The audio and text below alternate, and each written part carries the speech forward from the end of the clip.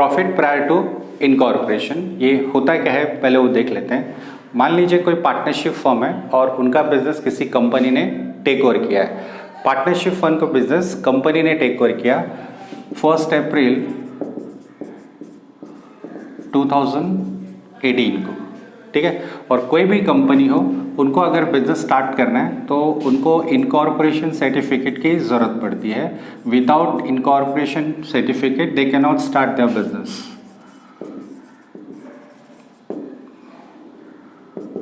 ठीक है, incorporation certificate जब तक कंपनी को नहीं मिलेगा वो अपना बिजनेस स्टार्ट नहीं कर सकते हैं। और मान लीजिए कंपनी को इनकॉर्पोरेशन सर्टिफिकेट मिला है 1 जुलाई 2018 को उनको इनकॉर्पोरेशन सर्टिफिकेट मिला और वो मिलने के बाद ही वो बिजनेस स्टार्ट कर सकते हैं। और पार्टनरशिप फर्म उन्होंने टेक ओवर कर ली थी 1 अप्रैल 2018 को। मतलब यहाँ पे क्या हो रहा है कि आपने बिजनेस तो 1 अप्रैल 2018 को खरीद लिया और आपको सर्टिफिकेट 1 जुलाई 2018 को मिल रहा है। मतलब 3 महीने, अप्रैल मई और जून, ये 3 महीने क्या आप अपना बिजनेस बंद रखेंगे? जब तक ये सर्टिफिकेट नहीं मिला आप बिजनेस स्टार्ट नहीं कर सकते एज पर द रूल। तो आप क्या करेंगे, ये जो 3 मंथ्स है, ये 3 मंथ्स में आप बिजनेस बंद नहीं करेंगे, आप बिजनेस चालू रखते हैं, बट आप पार्टनरशिप फर्म के नाम से अपना बिजनेस स्टार्ट करेंगे। बिजनेस कौन कर रहा है? बिजनेस कंपनी ही कर रही है, बट नेम वो किसका यूज़ कर रहे हैं? पार्टनरशिप फर्म का। तो ये जो पीरियड होता है इसको हम बोलते हैं प्री इनकॉर्पोरेशन पीरियड, इनकॉर्पोरेशन से पहले का पीरियड।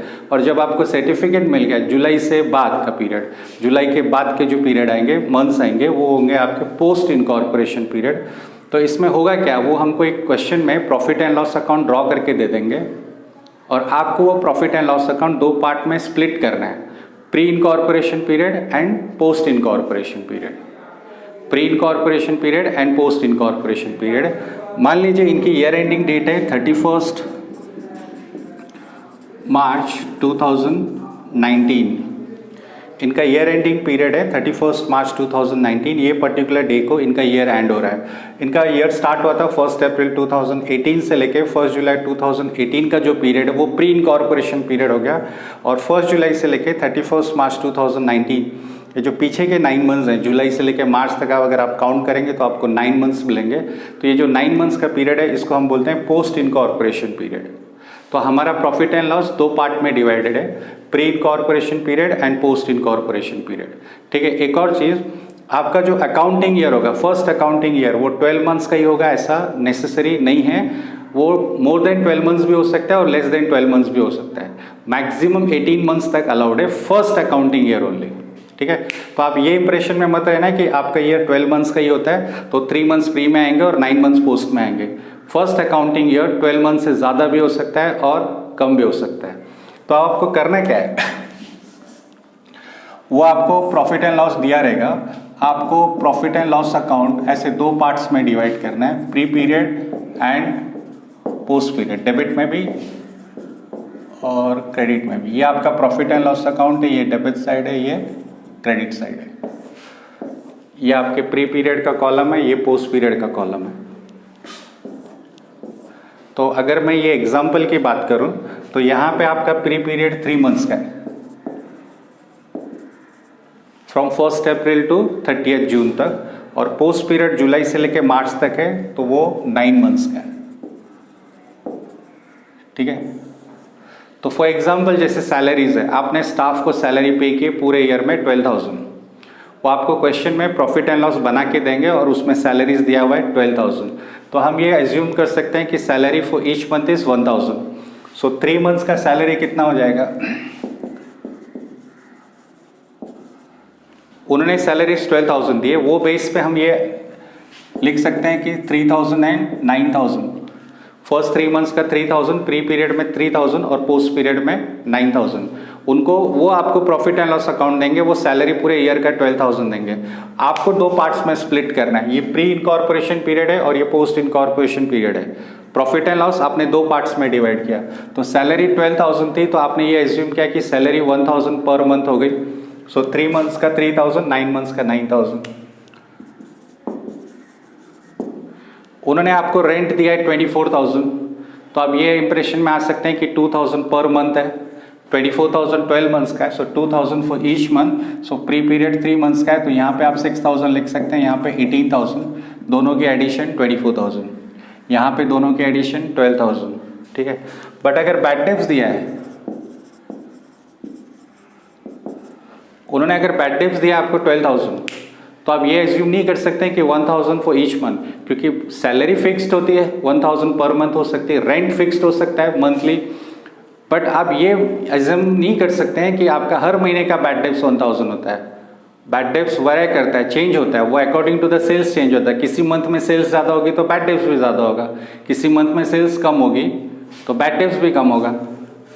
तो आप बैड डेब्ट्स अगर 12,000 दिया है तो आप यहाँ पे 3,000 और 9,000 नहीं लिख सकते हैं। तो बैड डेब्ट्स आपको सेल्स रेशियो में डिवाइड करना होगा। वो आपको क्वेश्चन में सेल्स रेशियो देंगे, सेल्स देंगे, वो बेस पे आपको सेल्स रेशियो फाइंड आउट करनी है, सेल्स रेशियो फाइंड आउट करनी है। और सेल्स रेशियो आने के बाद बहुत से एक्सपेंसेस हैं, सिर्फ बैड डेब्ट्स ही नहीं, जो भी एक्सपेंस सेल्स से रिलेटेड है वो सेल्स रेशियो में डिवाइड होगी। फॉर एग्जांपल बैड डेब्ट्स ले सकते हैं, एडवर्टाइजमेंट ले सकते हैं, कमीशन ले सकते हैं। तो यहाँ पे मैं आपको लिख के दिखाता हूँ कि कौन सी एक्सपेंसेस सेल्स रेशियो में आती हैं और कौन सी एक्सपेंसेस टाइम रेशियो में आते हैं। हाँ, तो यहाँ पे लिस्ट है कौन सी एक्सपेंसेस कौन सी रेशियो में डिवाइड होती है। तो पहले मैंने लिखा है expenses allocated in time ratio, मतलब वो एक्सपेंसेस जो फिक्स्ड होती हैं, जो टाइम रेशियो में लेना है। जैसे अभी अपने एग्जांपल में प्री पीरियड 3 मंथ्स और पोस्ट पीरियड 9 मंथ्स देखा, तो बहुत सी एक्सपेंसेस जो 3:9 में डिवाइड होती हैं। जैसे सैलरीज आपने एग्जाम्पल के लिए देखा था, क्योंकि ये फिक्स्ड है, सैलरी पर मंथ फिक्स्ड है अनलेस एंड अनटिल कुछ एडजस्टमेंट में मेंशन नहीं किया है। तो रेंट फिक्स्ड है, ऑडिट फीस मतलब जो आप ऑडिटर्स को पेमेंट करते हो वो भी पर मंथ फिक्स्ड होता है, पूरे ईयर का लेता है वो फीस।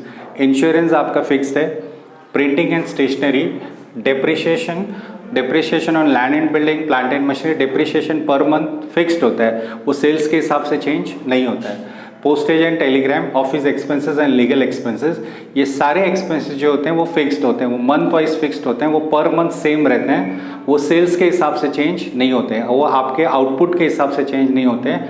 आप नंबर ऑफ यूनिट्स कितना भी प्रोड्यूस करो ये सेम रहता है। तो सारे फिक्स एक्सपेंसेस आपको टाइम रेशियो में लेना है, ठीक है। टाइम रेशियो मतलब प्री पीरियड कितना है और पोस्ट पीरियड कितना है उसके हिसाब से डिसाइड होता है। उसके बाद है एक्सपेंसेस अलोकेटेड इन सेल्स रेशियो, जो फिक्स नहीं होता है, वो हर मंथ चेंज होते रहते हैं। सेल्स में चेंज हुआ तो आपकी ये एक्सपेंसेस भी चेंज हो जाती हैं। For example advertisement obviously sales से रिलेटेड है, आप जितना ज़्यादा एडवर्टीज करोगे उतना ज़्यादा आपका सेल्स होगा। नेक्स्ट इज बैड डेब्ट्स, मतलब डेटर से जो पैसे नहीं मिले, सेल्स ज़्यादा है तो आपके बैड डेब्ट्स भी ज़्यादा होगी, सेल्स कम है तो बैड डेब्ट्स भी कम होगी।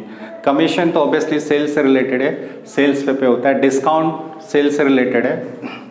Delivery van expenses, sorry carriage outward means carriage paid on sales, तो ये भी सेल्स से रिलेटेड है। डेप्रिशिएशन ऑन डिलीवरी वैन, आपने गुड्स डिलीवर्ड करने के लिए एक वैन रखी है और वो वैन का डेप्रिशिएशन ज़्यादा होगा अगर सेल्स ज़्यादा होगी तो, क्योंकि डिलीवरी वैन ज़्यादा घूमेगी तो ऑब्वियसली उसका डेप्रिशिएशन भी ज़्यादा होगा। डिलीवरी वैन एक्सपेंसेस, उससे रिलेटेड जो भी एक्सपेंसेस होंगे डिलीवरी वैन से, और जो भी एक्सपेंस मैंने यहाँ पे मेंशन नहीं किया है, लेकिन अगर आपको लगता है कि ये सेल्स से रिलेटेड है तो वो आप सेल्स रेशियो में लेंगे। सेल्स से रिलेटेड बोलने का मतलब ये है कि अगर सेल्स ज़्यादा हुई और वो एक्सपेंसेस भी ज़्यादा होती है, सेल्स कम हो गई तो वो एक्सपेंस भी ज़्यादा कम होगी, तो उसको आप सेल्स रेशियो बोल सकते हैं, उसको आप सेल्स रेशियो में डिवाइड करेंगे।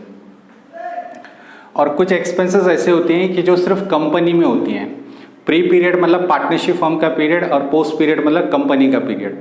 तो कुछ एक्सपेंसेस ऐसी होती हैं जो पार्टनरशिप फर्म में पॉसिबल नहीं है, जैसे for example directors fees, partnership firm में डायरेक्टर होता ही नहीं है, तो वो एक्सपेंसेस आप सिर्फ पोस्ट पीरियड में लेंगे। अगर आपको डायरेक्टर्स फीस दिया है तो directors fees entirely post period में आएगी, वो प्री में नहीं आ सकता है। और एग्जाम्पल है डिबेंचर इंटरेस्ट, पार्टनरशिप फर्म कभी भी डिबेंचर इश्यू नहीं करता है, तो डिबेंचर इंटरेस्ट पे हुआ है मतलब वो कंपनी के पीरियड में एक्सपेंसेस हुई है। डिविडेंड भी कंपनी पे करती है। गुडविल रिटर्न ऑफ और प्रीलिमिनरी एक्सपेंसेस रिटर्न ऑफ, ये एक्सपेंसेस सिर्फ पोस्ट पीरियड में आप लेंगे। पोस्ट पीरियड में आपको सिर्फ वही एक्सपेंसेस लेनी है जो सिर्फ कंपनी में पॉसिबल है, पार्टनरशिप फर्म में वो हो ही नहीं सकती। ऐसी कोई एक्सपेंस आएगी तो आप उसको पोस्ट पीरियड में लिखिए। नेक्स्ट पे expenses allocated to pre incorporation period, मतलब वो एक्सपेंसेस जो सिर्फ प्री इनकॉर्पोरेशन पीरियड में हो सकती है, मतलब पार्टनरशिप फर्म में हो सकती है, कंपनी में पॉसिबल नहीं। तो उसमें दो ही एक्सपेंसेस हैं, एक है इंटरेस्ट ऑन कैपिटल और सेकेंड है सैलरी टू पार्टनर। ठीक है, सो आई होप आपको ये चार्ट समझ गया होगा। इसके बेस पे हम प्रॉफिट एंड लॉस अकाउंट के सम सॉल्व करें।